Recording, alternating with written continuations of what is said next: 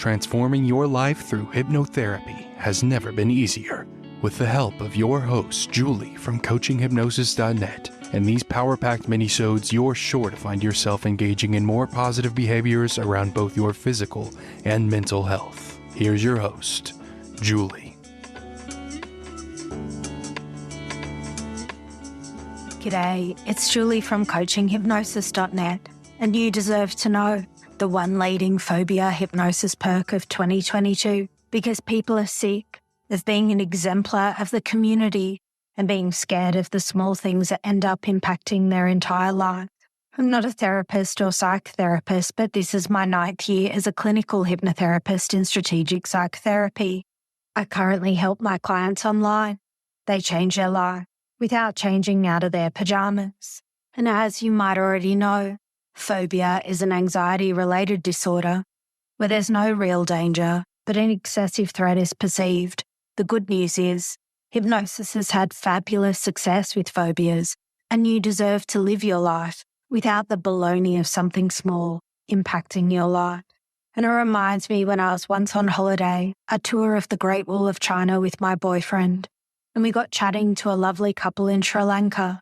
They were well-dressed, refined, wearing the finest tailoring, and the gentleman mentioned he could never live in a mansion or on a large block of land. And I don't know if you live on a large property or maybe dream of living on one, but I found this hilarious because I've never met anyone who couldn't live in a mansion or a large block of land, even if they won the lotto.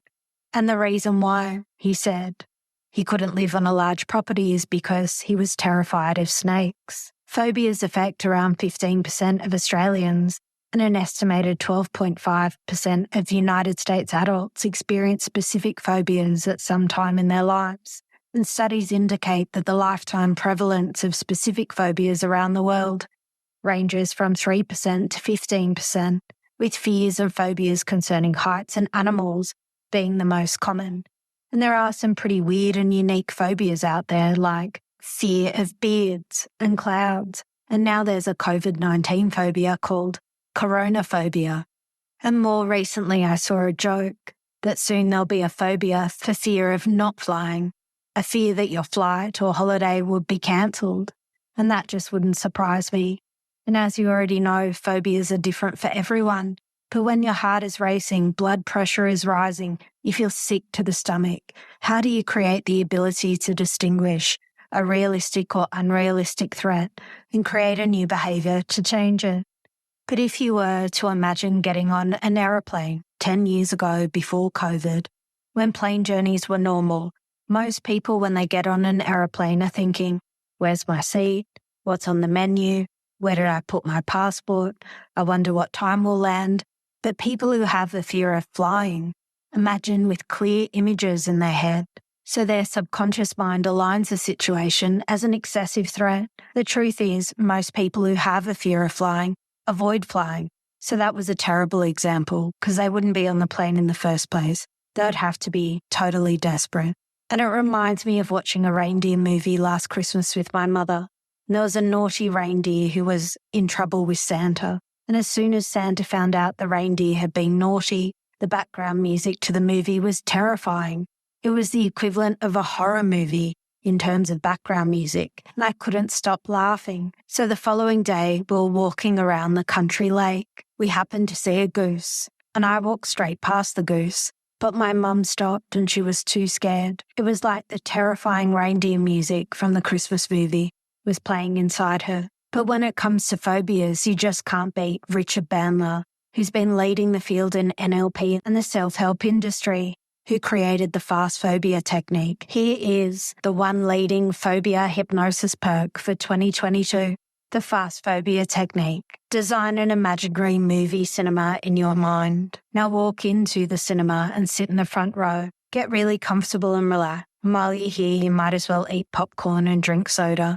Now float up out of your body and sit in the back row. So now you can see yourself watching the movie. You can see you're relaxing. Maybe you're eating that popcorn and drinking soda. And while you're looking at yourself in the front row, you notice on the big screen is your phobia. But it's different. It's like the movie's scratched. It's grey and pixelated.